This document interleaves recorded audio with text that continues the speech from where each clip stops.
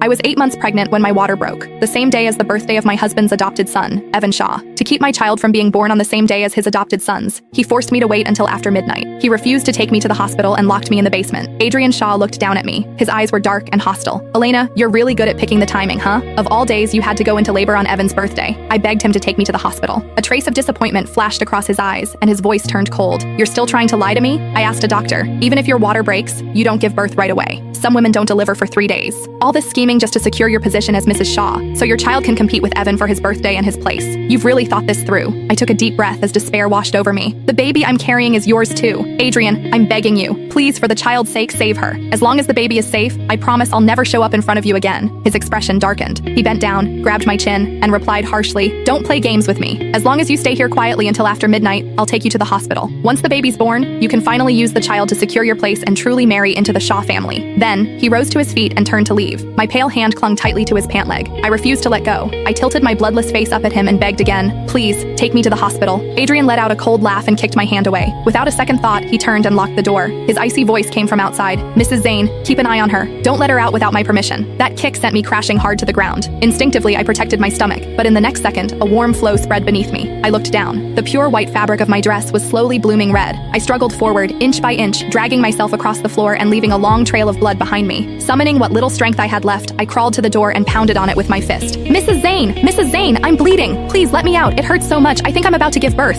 Mrs. Zane pressed her ear against the door, listening to the sounds inside. Then she rolled her eyes and replied mockingly, "Mrs. Shaw, stop putting on an act. Mr. Shaw already gave instructions. If I let you out, they'll dock my pay. You can't make things hard for someone like me. All right, stop yelling. It's all your fault anyway. The birthday party we spent so long preparing can't even be held at home now. After Evan finishes celebrating, he'll be back for the meal I'm making. I don't have time to waste here with you." I clutched my clothes. The pain in my abdomen grew sharper and more unbearable. When I heard that she was about to leave, panic finally overwhelmed me. I shouted after her, "Mrs. Zane, don't go. I'm really about to give birth. I know you can't make the decision, but just call Adrian for me. I'm bleeding a lot. If I don't get to the hospital now, the baby might not make it. Even if you look down on me, how can you ignore the baby's safety? If something happens to the child I'm carrying, how will you answer Mrs. Shaw Sr.? Don't forget, you're here to take care of me." Mrs. Zane finally stopped when she heard my threat. After a moment, her impatient voice came from outside the door. "I'll call Mr. Shaw now. If he says you can't go, it won't be my fault when Mrs. Shaw Sr. asks." I nodded frantically, pressing myself against the door as I waited for her to make the call. "Mr. Shaw, Mrs. Shaw says she's bleeding and about to give birth. Should we take her to the hospital?" Adrian had just finished ordering when he got Mrs. Zane's call. His expression darkened with irritation as he snapped coldly, "Mrs. Zane, do you not want this job anymore? I told you to keep an eye on her, not to plead on her behalf." Mrs. Zane's face fell as she was scolded. She shot an annoyed glance at the basement door. Suddenly, she noticed the blood seeping out through the crack beneath it. Her face turned deathly pale, and she screamed and trembled. "Blood! Blood! Mr. Shaw! She might be telling the truth. She's bleeding. There's so much blood coming out from under the door."